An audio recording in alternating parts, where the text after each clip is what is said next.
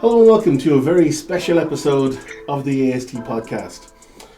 Our guests today are Don Schweitzer, who is McDougald Professor of Theology at St. Andrew's College at the University of Saskatchewan, and Dr. Micheal Bourgeois, who's Associate Professor of Theology at Emmanuel College at the University of Toronto.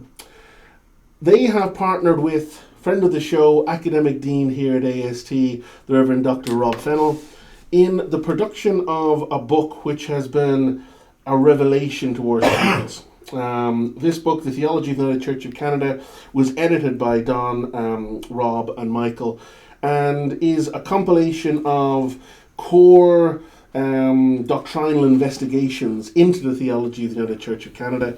And students, I'm sure all over Canada, certainly here at AST, have used it as a touchstone beginning their theological investigations. Whose idea was it? Oh, Don gets the credit. Don Schweitzer. Absolutely. Yeah. It's Don's idea. Fantastic. So Don, can you tell us what your thinking was about why you felt this book was necessary and what you hope to achieve with it?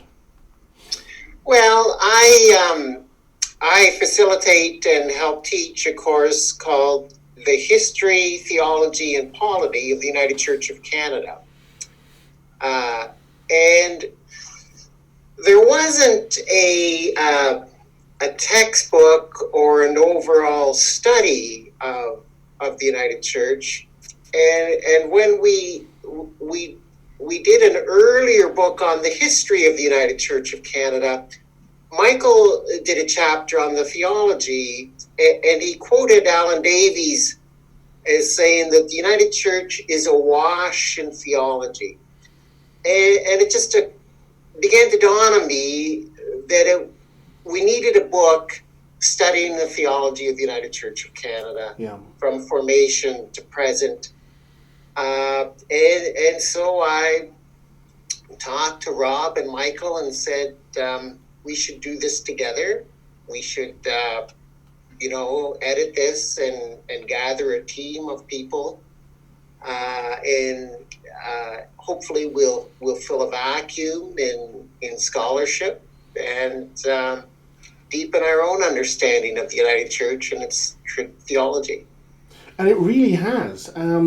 Rob, what was your reaction when Don touched base with you on this? Why were you excited about it? Well, Don's very modest, and the book that he edited called, The United Church of Canada, A History, which had a number of contributors, just took off. It was really, really, really well received, and people are still reading it, and it was, kind of a bestseller, actually, in terms of scholarly publishing in Canada. So that was fantastic. And then Don's subsequent idea to have this as kind of a companion piece or a sequel in a way covering the theology or kind of the doctrinal perspectives of this denomination was genius. I mean, I was really, really pleased that he proposed it and invited Micheal and me to be in on it. So it's needed.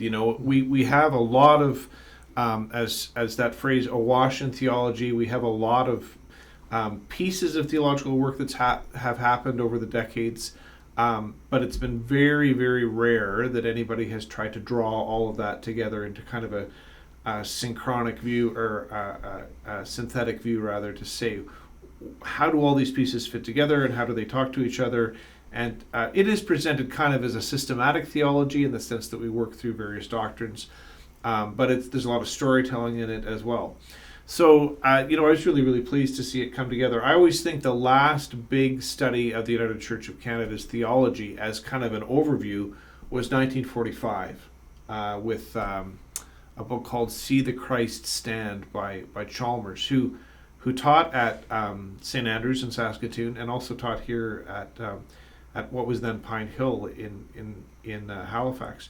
But so since 1945, there hasn't been an effort to kind of draw together all of these threads and bits and pieces and so on. So it's a really fantastic collection. I think we're really, really proud of all the contributors and the pieces that have come together. Yeah. Micheal, you did an awful lot of really interesting public theology in relation to the debate surrounding Greta Vosper. do you think that some of the reason for the great success of this book can be indexed to people thinking or trying to get a sense of what the shape of United Church theology, or if that has a shape, or where the borders are moving? I think it has. Anecdotally, I've heard that's been part of it. But the one thing I'd add to what Don and Rob have said, kind of about the origin story of the book, is that we started talking about this in early 2012. And at that time, there was a remit process underway to significantly expand the official doctrinal statement of the United Church. Up until that time, it was only the 1925 Statement of Faith. The original Statement of Faith at the time of Union was the official doctrinal statement, and one that candidates for ordination and commissioning were being examined about whether they were or weren't in essential agreement on. But after the United Church adopted the latest faith statement, A Song of Faith, in 2006, at the 2009 General Council, there was a decision to put to the church the question of should or shouldn't we add to the doctrinal statement the 1940 faith statement, a new creed, and a song of faith. And in 2012, when Don and Rob and I first met, we didn't yet know the final outcome of that remit, but we did already know that there was kind of significant ferment in the United Church about its theology as a result of the adoption of Song of Faith and that remit process. And as you and others will know, the result of the remit was that, in fact, all three of those later faith statements have been added to the United Church's doctrinal statements. So we found that out shortly after we decided to go ahead with this project. And I think it was kind of timely in the sense that just when the United Church had taken a big decision to formally expand its theology, we were in the process of putting this book together so that we could take account of all four of those doctrinal statements as the United Church's theology. Right, excellent.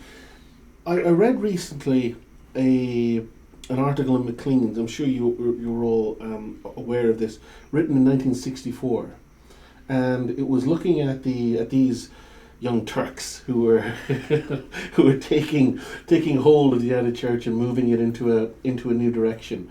This is a horribly broad question, but what kind of currents and what kind of theological foci do you think would be involved if Mclean's had a similar article in 2020? Where is the theology of the United Church now, and where is it going? Again, an impossible question. But are there any broad trajectories or any hints you could give us in relation to this conversation? Don, do you have any thoughts on that? Yeah, it's mostly anecdotal, but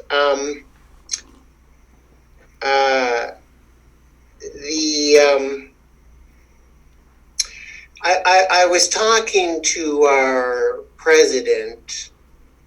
principal here at St. Andrews, Richard Manley Tanis, about Greta Thunberg. And Richard was saying that Greta speaks for a demographic of about 15 to 25, 30 years of age. These people see that the world is heading towards disaster, and people in positions of power and responsibility at the present are not doing enough, or worse, to prevent it. And that translates, that sense of impending disaster and urgency translates, according to Richard, into they want their faith, their understanding of God, real. They're not interested in a invent it your own or this kind of shopping cart, smorgasbord, take what you like and leave the rest. they're very interested in a kind of biblical, you might even say orthodox understanding of the gospel of Jesus Christ. And I encounter that with the younger students that we get. And surprisingly, the ones that I bump into from British Columbia. And this book was just reviewed by one of them, Ryan Slifka, in Touchstone. And that attitude comes through. He talks about one parishioner who says you need something you can hang on to, something solid. That's what they're looking for. And there is that current, I think. Perhaps Rob and Michael, you could speak to that, of a kind of interest in a kind of biblical and theologically rigorous understanding of the faith. Yeah. Well, I always kind of differentiate between the theological perspectives of the denomination and the theological perspectives of individuals within the denomination. Because of the nature of our church and kind of our patterns, we sometimes think that because we are free to believe as we wish, what I personally believe is what everybody in the denomination believes, and that's not always, well, it's never quite fair. So I just want to distinguish that the denomination itself has made some pretty clear claims about the faith of the church that we hold in common, and that's captured in these 4 documents that we call the Subordinate Statements. That was all confirmed in 2012, which, you know, as they say in King Kong, is hardly a tick of the clock in geological time. In theological time, too, it's only 8 years. That's not very long ago. So we have reconfirmed as a denomination what I would consider quite a centrist kind of understanding of main Christian doctrines. Now, that being said, there are individuals within the church who are all over the map theologically, some who are very much post-Christian, some who are very experimental, some who have rejected the Bible, lots and lots of folks kind of in the middle who understand that the Bible is still very important to them, that their faith really turns around the presence of Jesus Christ and the power of the Holy Spirit. And then there's another kind of more slender minority who are very, very even fundamentalist in their understandings of the faith. So that's the spectrum of the United Church that still obtains. And that spectrum has kind of always been there, in a sense, right from the beginnings of the denomination. Where the trends lie, I think, might actually go back to what Don was saying with respect to this greater or increasing attention again on environmental concerns and ecological disaster, and how does our faith speak to that. There's also a real rise in attentiveness to justice for sexual minorities, and also with respect to reconciliation among Aboriginal Canadians and other Canadians. So, like, all of those trends impact current theology. I'm never really in the game of saying this is what theology is going to become, but those are the kinds of things that I think are circulating. Anyway, probably, Michael, you've got yet another perspective beyond all that. So, just one other thing to add, just kind of a historical perspective, and this is kind of a hunch, and I'd want to check this out with colleagues who do kind of contemporary history of Christianity and do more sociological studies. But my hunch is that, you know, here we are almost 100 years into the project of the United Church of Canada, and recognizing that part of our kind of founding heritage, or our DNA, was the emphasis on faithful living over doctrine. That was partly a means to bring together diverse Protestant groups around what they all could hold in common, while permitting a degree of diversity. I think 100 years in, that's not quite the issue that we have today. And I think there's probably a bit more concern about, well, what is it do we hold in common? And I think people are interested in that today in a way that hasn't been the case in earlier periods of the United Church history. So the kind of one of the theological issues for us today is, how do we still make room for an appropriate amount of diversity while maybe reclaiming some of those things and having that conversation about what is and isn't essential. And I do think with Don and Rob that, to kind of put it this way, if there were to be a next book, it would be focused more on issues than on doctrinal areas, and be focused on the environmental crisis, on justice for sexual minorities, reconciliation among settler Indigenous peoples, among some of the key issues.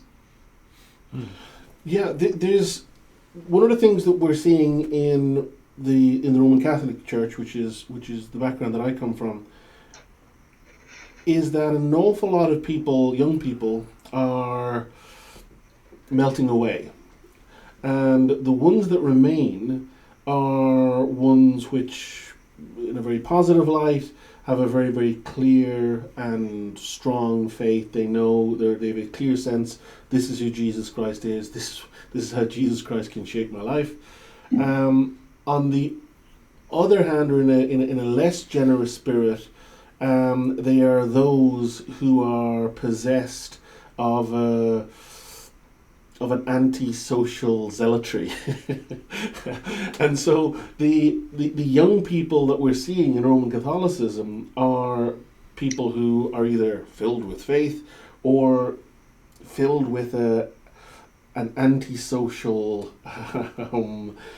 ultra-conservative perspective. Do you mean anti-social justice? No, not anti-social justice, anti what they would consider to be secular modernity in its and its mores. Anti-secular. And so, if we think of when that article was written in Mclean's in 1964, leaving was in a sense not an option. I'm part of this church, I'm part of this denomination, and the question is, what will I do while here? That's true. And 1963, 64 is sort of the peak year of participation in the United Church of Canada in all of its history. Right. So it's coming right at the point of mass participation. Yeah. And so there's a sense in which, so again, from the absolute outside, Don and Micheal are saying very, very similar things in relation to the trajectory. But Don, you prefaced it in relation to that conversation with your principal, where he, and again, this is a sort of an unkind reading of what he was saying, but there was a hint of pathology there, that people are so traumatized by fear, by uncertainty, that they're clinging on like to a lifeboat in the sea, and we're seeing some of that in a negative way in Catholicism. But then there's also a sort of a clear sense among younger people who are on the other extreme, who are dissatisfied with secular capacity to engage difference, secular capacity to have a coherent response to the environmental crisis, and they're very much passionately embracing a theological alternative. And so there's there's both those elements there. But is there a tension then between people, as in Roman Catholicism, in my generation and older, and then these younger people who seem to be having a conversation that we are slightly uneasy with? Is there, what I'm asking you, are there any tensions in the United Church between what one could consider the mainstream and the kind of person, for example, who reviewed the book in Touchstone, people who have who might have a different set of passions, which might be in tension? So, for example, when I'm speaking to young people here, I'm slightly aghast at the vehemence of their rejection of God gospel. That they're mad as hell. Yeah. Now again, that could be just anecdotal. That could be just a sort of a small a small set, but it seems to be age related somehow. Yeah. Well, Don, why don't you say more about that? You kind of raised that first. Yeah, I mean, and I need to be clear that I'm speaking out of anecdotal encounters with a very small number of people, but I do think it is there, and there is some animosity towards what Greta represents, and vice versa. But I think we need to broaden this conversation a bit and say that another major current in the United Church right now is around international immigration. Yeah.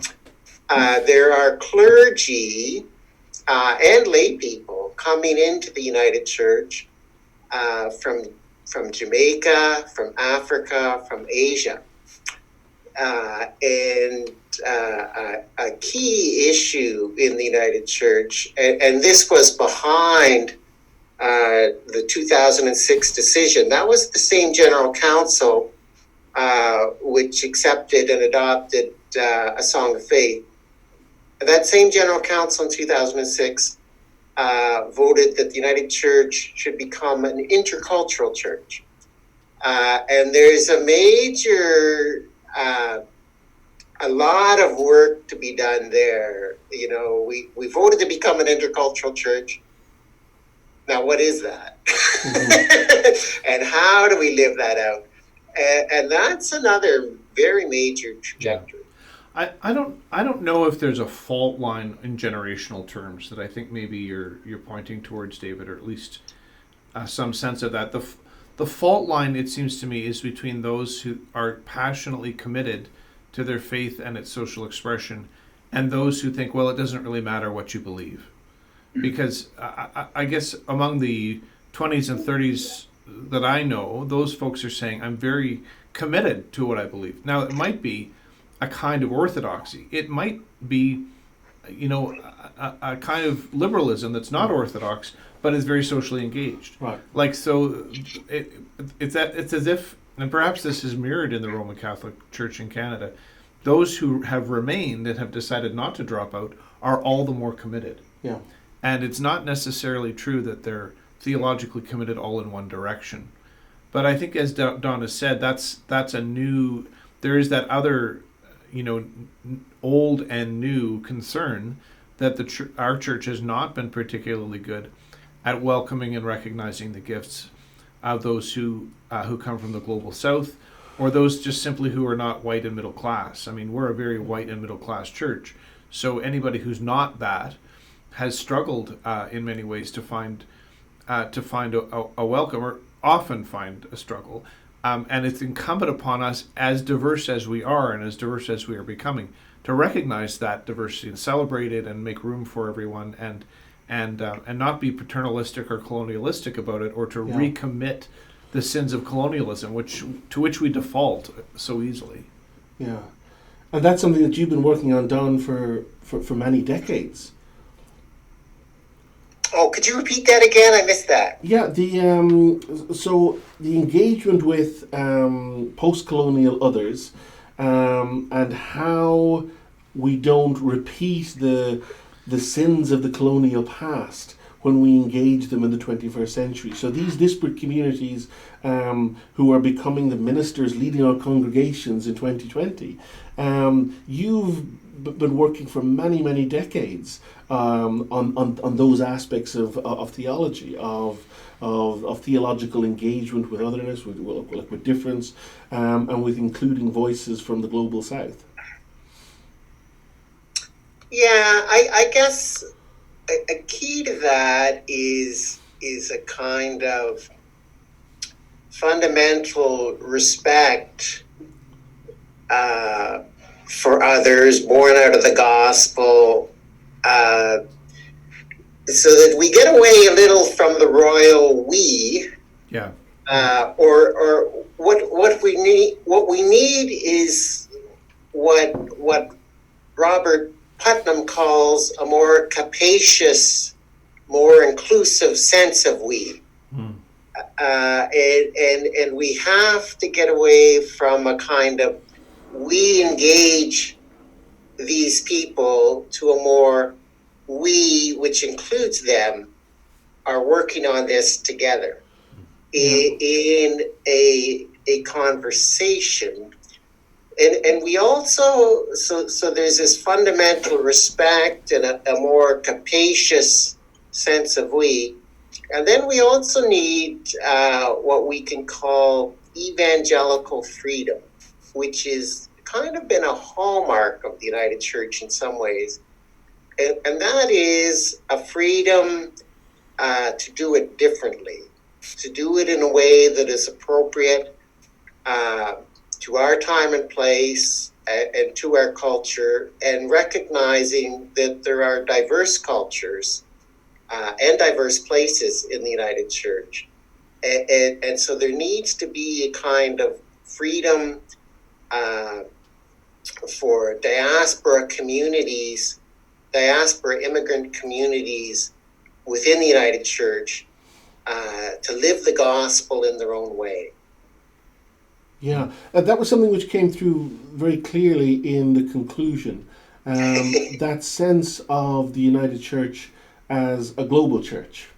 Michael, could you speak a little bit to that, to the, again, you've got the United Church of Canada, and one of the rubrics for shaping theological identity that was offered in the conclusion was the awareness that the United Church is a global church and is part of a global conversation.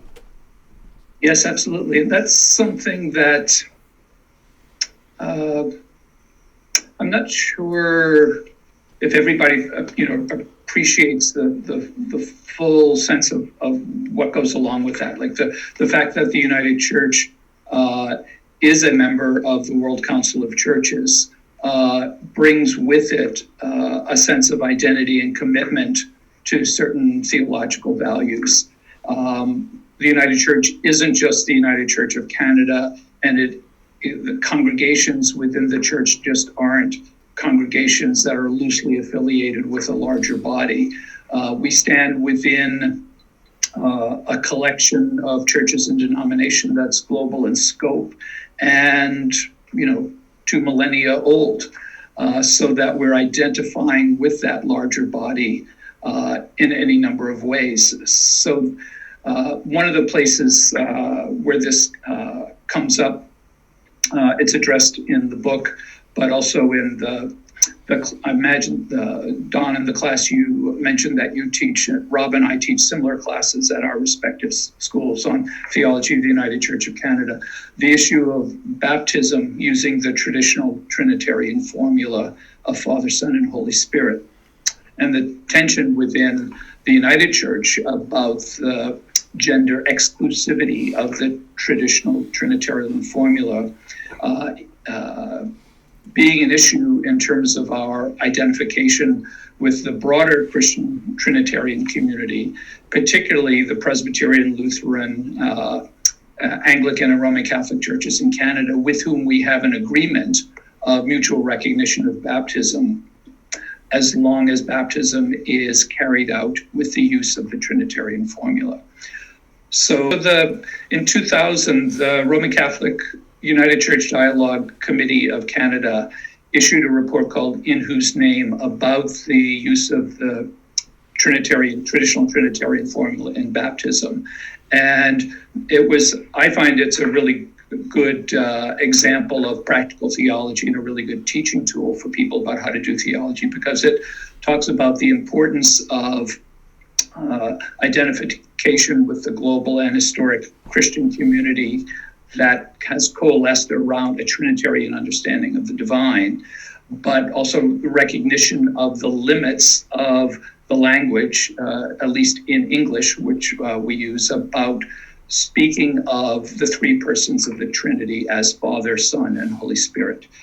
And recommending too some specific ways in which the use of the formula can be augmented so that the agreement among the Canadian churches around baptism can continue to be upheld, but also concerns about gender justice and gender appropriate language can also be reflected in our theology and our worship practices.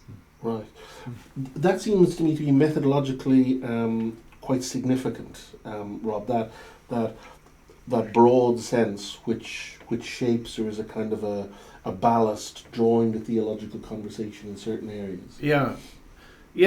And again, I think it's kind of partly the nature of our denomination that we're very prone to congregationalism and to individualism in our theological understandings, and it's just, I mean, we could talk all day about that, but there's kind of that DNA at work as well, and in practice, people will often default to saying, well, we're just on our own, or this is what I think, and that's good enough. Whereas I perceive among, for instance, Lutherans or Presbyterians and often Roman Catholics, there's this sense of a much greater kind of cohesion around a denominational or a traditional self-identity. So the kinds of things Michael is pointing towards reminds us in the United Church that we're part of a much greater whole, not only the United Church of Canada as a national denomination with about 100 years of history, but this very broad international global historic forum and place of consensus called the World Council of Churches, which does indeed temper what we can say theologically. I mean, I remember thinking at various points when I hear people say, well, let's say semi-heretical things. Yeah, we could say, for instance, we're only going to baptize in the name of the one God. Well, immediately that puts us outside the Canadian agreement, and it puts us outside the World Council of Churches.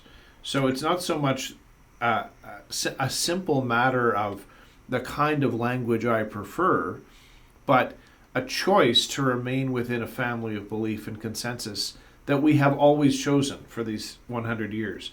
And one can't privately set the denomination outside of that. The denomination itself has said, no, we remain within that. In fact, we've had some very active leaders within the World Council of Churches over the years.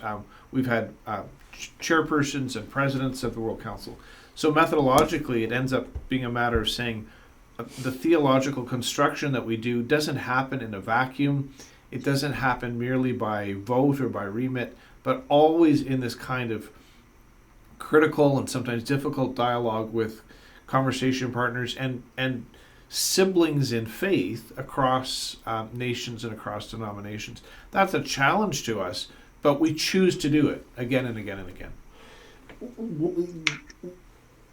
The conclusion was delightful for a whole host of reasons, and one of the ways it was delightful was the skill with which it correlated contextual realities with the core theological authorities, Scripture, the nature and person of Christ, so on and so forth. Yet it is, in one sense, excruciatingly complex. I'm thinking here about what Don was saying about the we. So we think of context. So what is the context? Is the context 21st century Canada? Is the context 21st century Nigeria? Because what happens is that you have ministers coming from all over the world with a set of theological commitments which are shaped by a particular context, which I find often very, very beautiful, and they are traumatizing in the best possible way, in my opinion, quite bourgeois Canadian congregations with this. And so this global commitment, the Anglican/Episcopalians, struggle with this, I think, in a very interesting way. We are global, we are open, we are diverse, but all these diverse others are not thinking the way we think, and we're not thinking the way we want them to think. Yeah. And so there's so much interesting, delightful things happening there, which I think you're handling in as nuanced a way as possible in the conclusion. But it's very live. Yeah. Yeah, I'd just to pick up on Michael's point about the Roman Catholic United Church dialogue.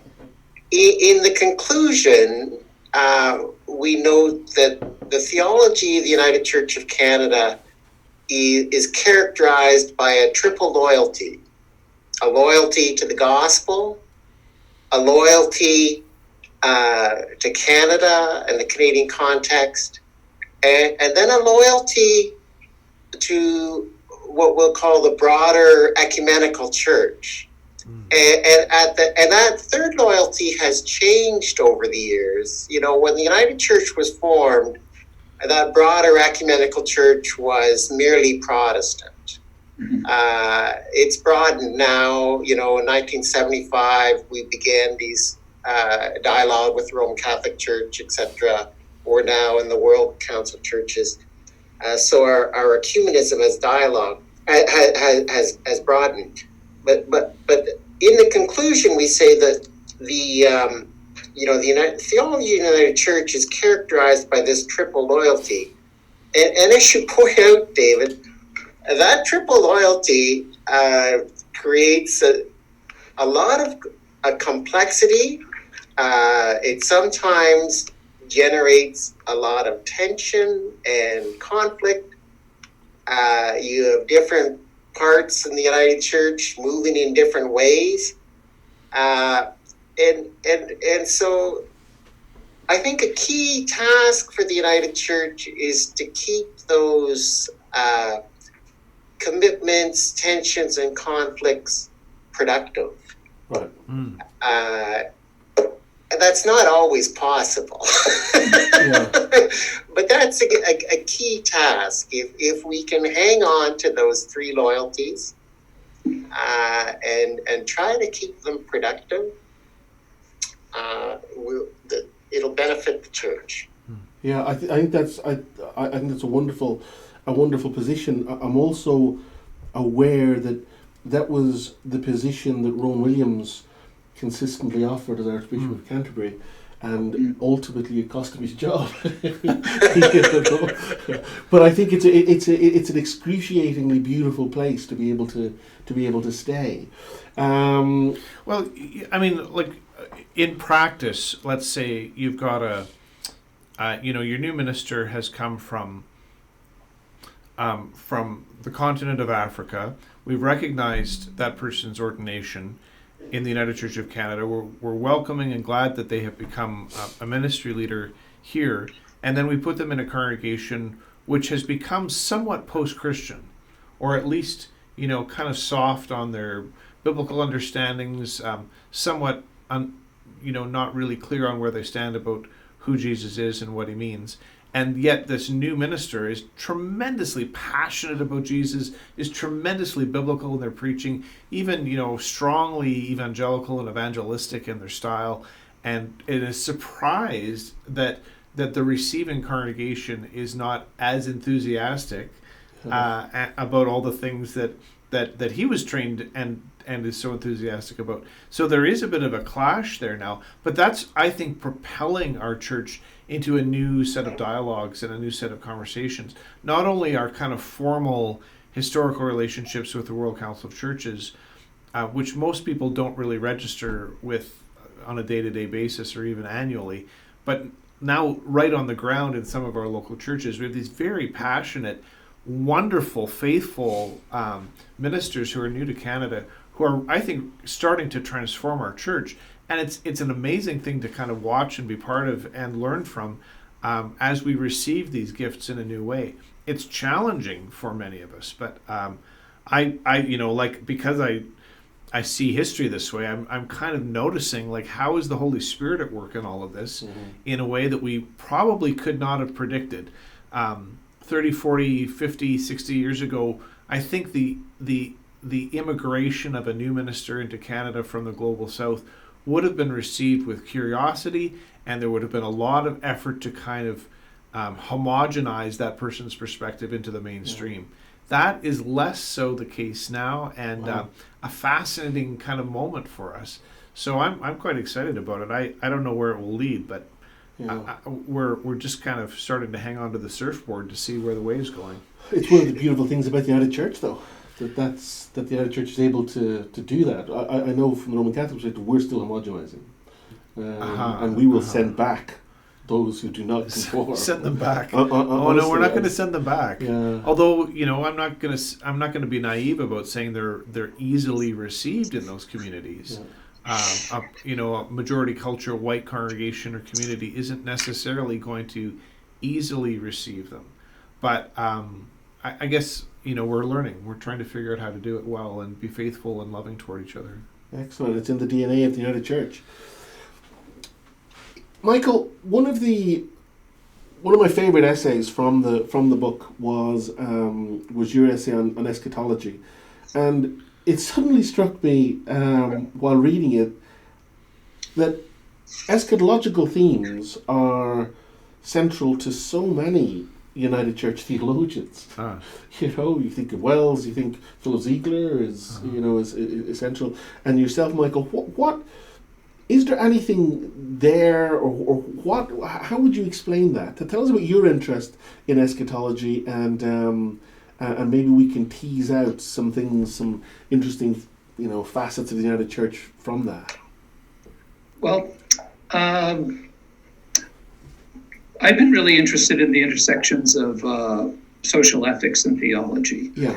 And I should tell you and your listeners that I was raised Roman Catholic and came to Protestantism as an adult. So there was a bit of a learning curve in terms of different theological emphases.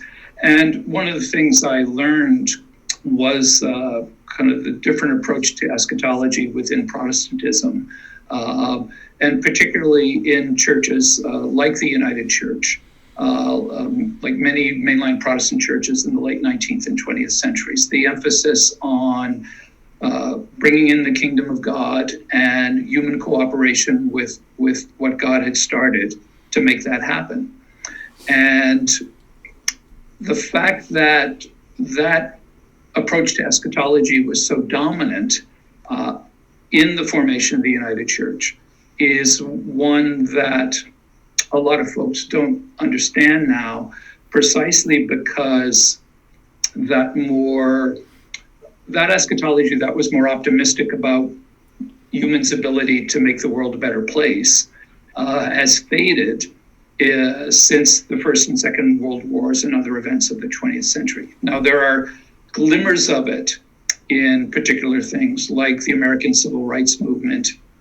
And you see the language that Martin Luther King Jr. used in his preaching and speaking often drew on that tradition. But there's certainly a much more realistic and to the point of sometimes pessimism about humans' ability to make the world a better place now.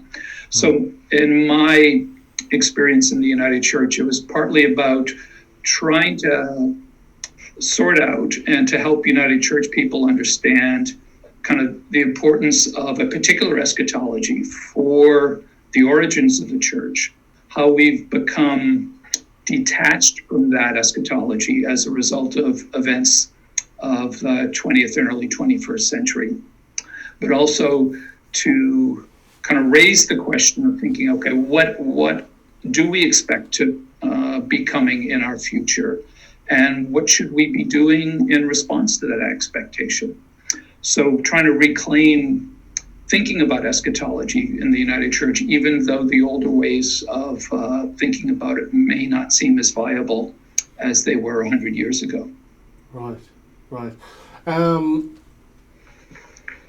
If our readers are rushing out, or our listeners and viewers are rushing out and buying a copy of the book, as they should, and as I'm sure they will, unless they haven't already. Where would you send them? It's all wonderful, but are there any particular highlights, Rob? And then I'll come to you, Don. That you'd like to sort of put on the radar of a reader. A couple things. Like one thing that we kind of had to wrestle with as editors was a chapter on mission. I mean, missiology is kind of a classic heading for theological writing, it belongs in a book of systematic theology. If you're going to run down all the doctrines that a particular tradition believes, you have to account for missiology somehow. What we did in this book was to divide that topic into two chapters: mission outside of Canada and mission inside of Canada. And it was in dialogue with our authors that we kind of realized that was necessary. And the reason for that is that, so to speak, domestic mission for many, many decades was still very much colonialistic, still very much about the domination of the white liberal European tradition over whomever else might be in this land. Either they were here first or they were joining us as later settlers. And yet internationally, those who were involved in mission were being, in a sense, converted and transformed to a different understanding of missiology, a different understanding of mission. How ought mission to take place? That was changing in the global mission field in a way that then transformed what happened domestically. So we thought that was an extremely fascinating movement, and dividing it into the two chapters tells the tale.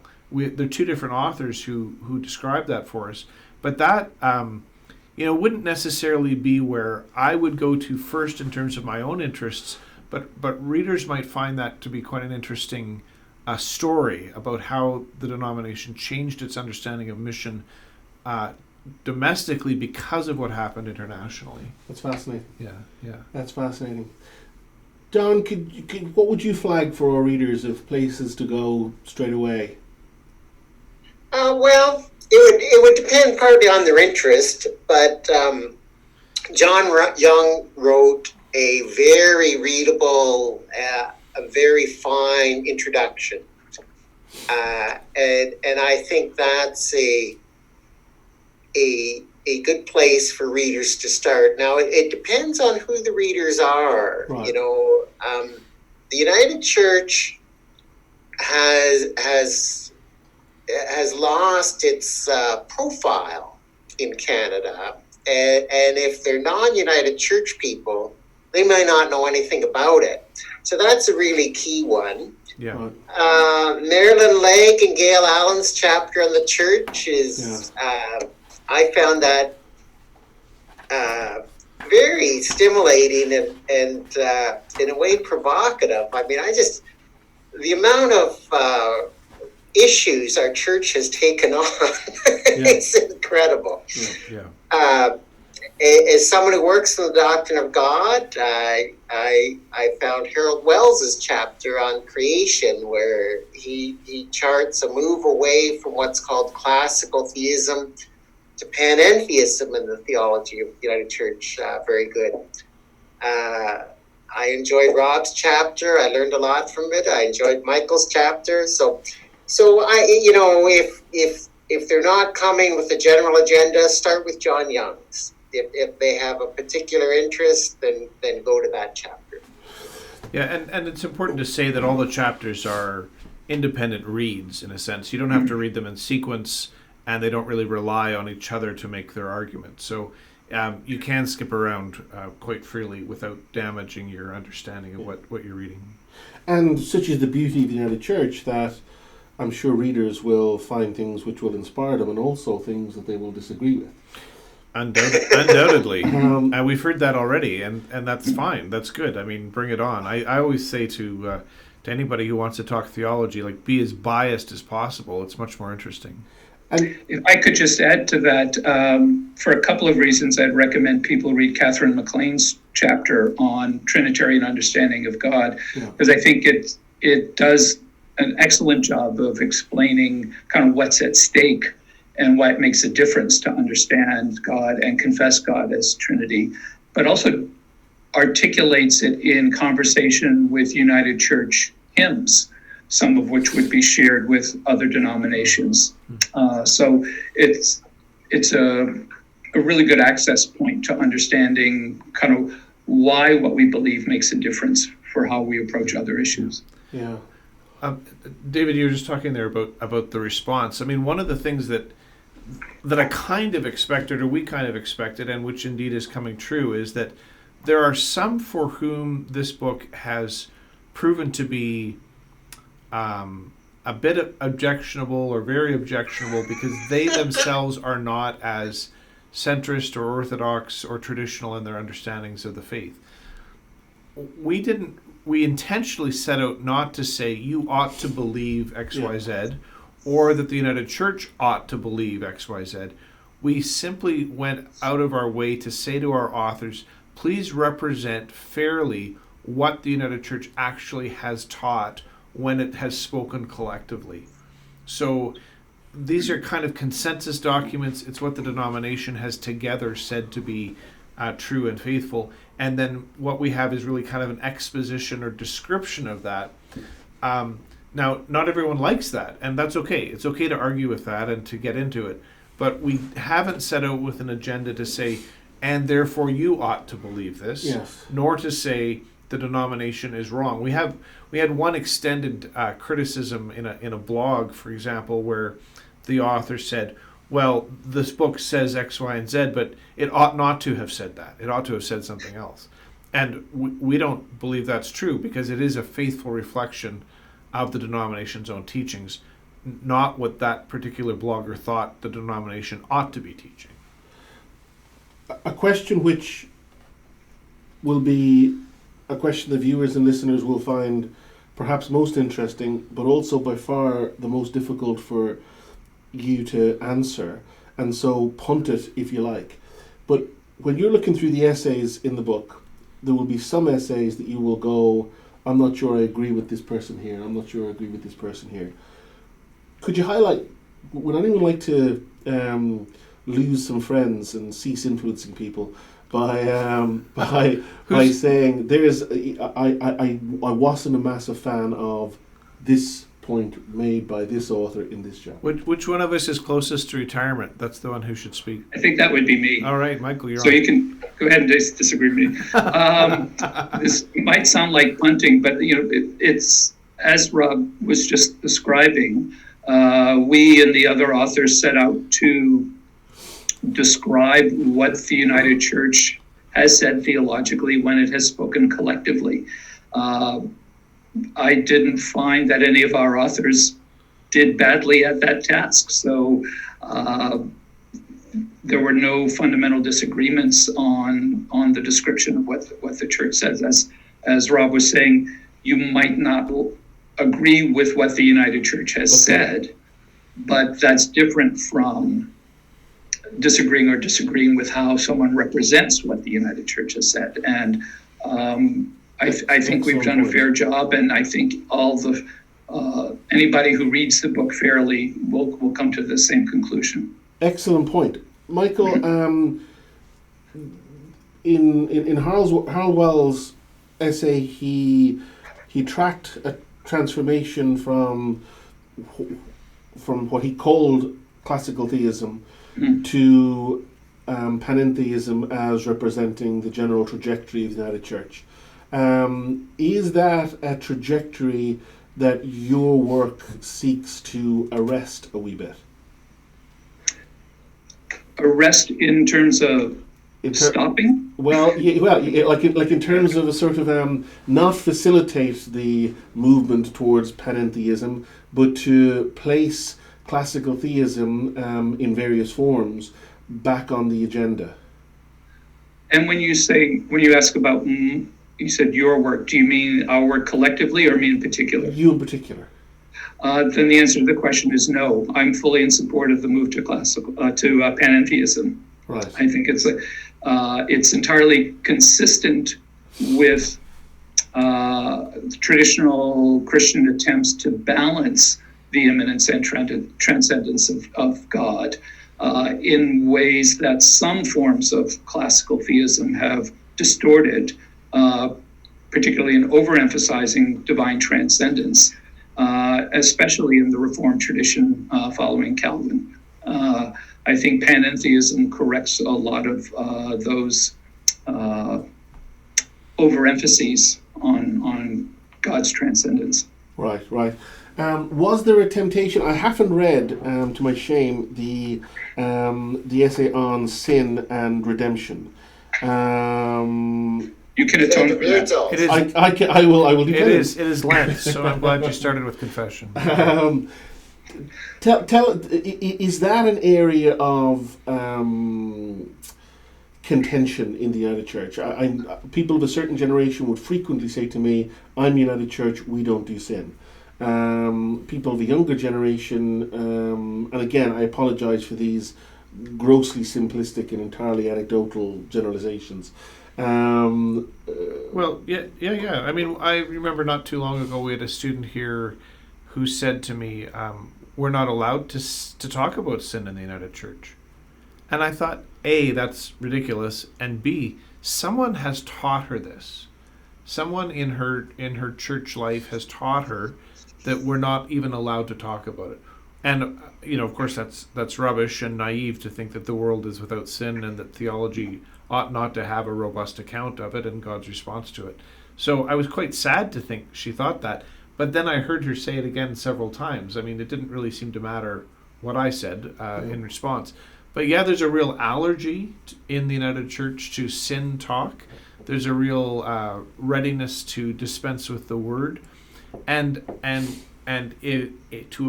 to avoid the whole topic. Now that's not universally true, but it's true that for many people that's the case, and as a result, we have, weakened the muscle, or made less powerful our account and our robust account of the reality of sin and its impact, and then of course God's response to it. So I'm quite horrified that that's the case, but it is quite true that's where we are in this kind of late Schleiermachian moment of not wanting to talk about sin because all people are beautiful and wonderful all the time. Yeah, when you say we don't, when someone says United Church, we don't talk about sin, you really have to ask them, well, what do you mean by sin?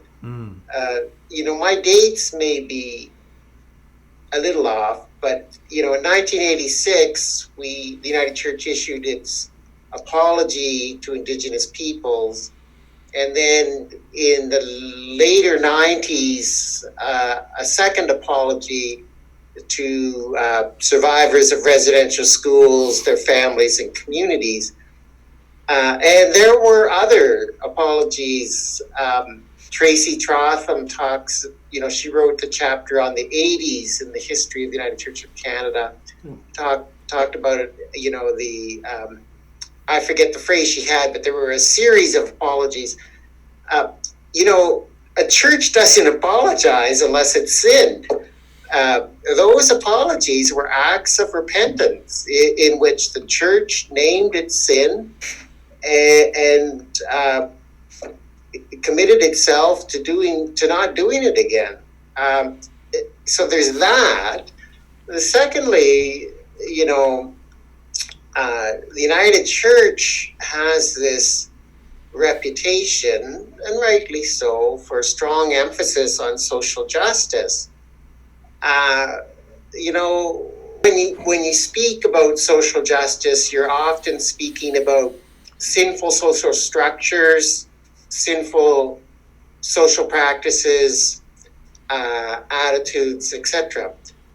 So the United Church, as Sandra points out in her chapter on sin and redemption, we do talk a lot about sin. Sandra raised the question about the United Church having, a kind of direction or orientation in its understanding of redemption. How do we understand that? Do we have kind of clarity there? But to say that we don't talk about sin, you have to ask whoever said that, well, what do you mean by that? Mm-hmm. Yeah. Mm-hmm. Yeah, absolutely. And I'm sure they had a very model of personal sin, perhaps even notions of original sin and things like that. Michael, you mentioned earlier that if there was to be a follow-up, that it might focus on issues and themes such as sexual minorities, environmental issues. Have you three had any chat about the possibility of a follow-up, given how tremendously well this is doing? No, I think I just mentioned to Don and Rob once in an email that I thought something like that might be good. Whether any or all of us take the lead on that remains to be seen. Right. Yeah. When a book project takes 7 years to pull off, we all kind of take a big breath afterwards. Yeah. But one of the things I think we really want to acknowledge is the support of Wilfrid Laurier University Press. It changed its name many years ago, and I'm still catching up. Wilfrid Laurier University Press, who produced the United Church History book with Don, but has also printed this book as well and made such a beautiful volume. Yeah. And that's the best place really to get the book, is through the publisher. But we did talk at one time about making kind of a popularized version of this book, where the chapters would be shorter and a little bit more accessible, because this does stand a bit as a textbook. It feels like a textbook, it weighs like a textbook, and it reads a little bit like one. Although we did hope that sort of anybody who's kind of in the newspaper reading public would be able to read it and enjoy it. But there is a bit of a demand either for a study guide or for a more popularized version. So that might be a follow-on for this particular project.